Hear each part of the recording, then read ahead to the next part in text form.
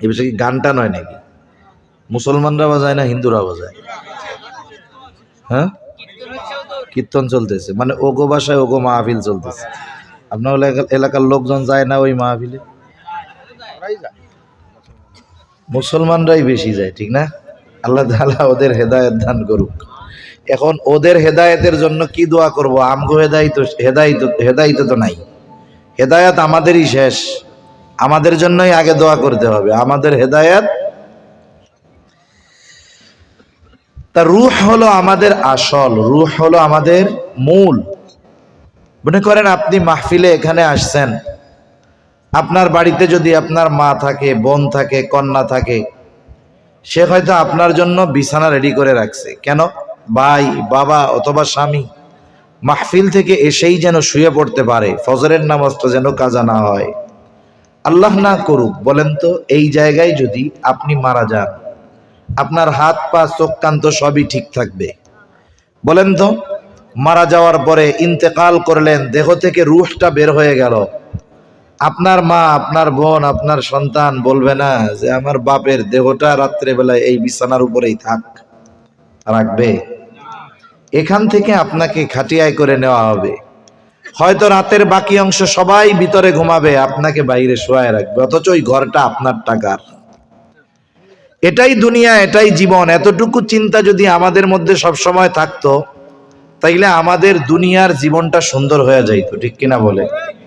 বুড়াদের মধ্যেও নাই, যুবকদের মধ্যেও এ চিন্তা আমাদের নাই। তো যে হাদিসটা বলতেছিলাম, নবীজি সাল্লাল্লাহু আলাইহি ওয়াসাল্লাম বলেন, যখন মায়ের গর্ভে আমাদেরকে রূহ দেওয়া হয়, রূহ দেওয়ার সময় একজন ফেরেশতা আল্লাহ তাআলার নির্দেশে রূহ এই দেহের মধ্যে ফু দিয়া দেয়। এই দেহটার সাথে রূহের সংযোগ, কানেকশন কতদিন থাকবে ওই দিন নির্ধারিত হয়ে যায়। দুনিয়ায় আমার রিজিক নির্ধারিত হয়ে যায়, হায়াত নির্ধারিত হয়ে যায়। এই যে যেমন পানির বোতলটা দেখতেছেন, এটার মধ্যে মূল্য লেখা আছে, উৎপাদনের তারিখ লেখা আছে, মেয়াদ লেখা আছে, 30/12/2024, 30/12/2024 এই পর্যন্ত পানিটার মেয়াদ।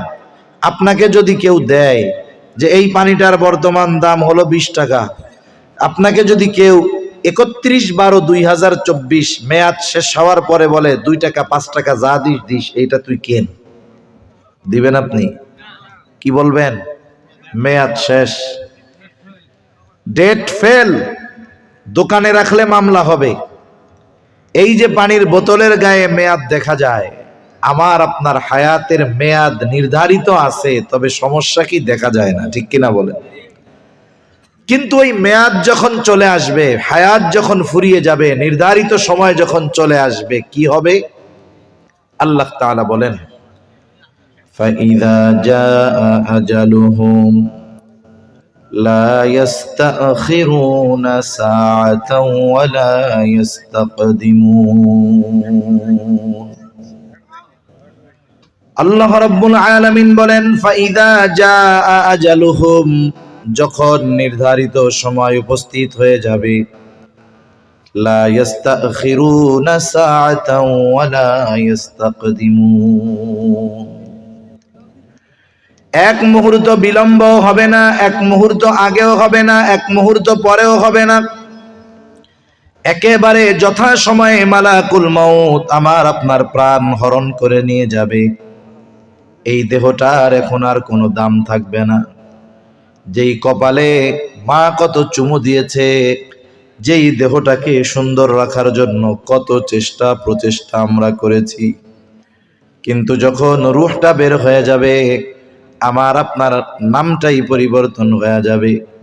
আমাকে আপনাকে বলবে লাশ। যেই মারা যায় তাকেই বলে লাশ। কেন বলে? বলে লা শাইউন ফি, যার মধ্যে কিছুই নাই সেটাই লাশ। কি নাই? বলে সবই তো আছে, হাত আছে, পা আছে, চোখ আছে, কান আছে, নাক আছে, কি নাই? বলে যেইটা আসল তার মধ্যে সেটাই নাই, আর সেইটার নাম হলো রূহ।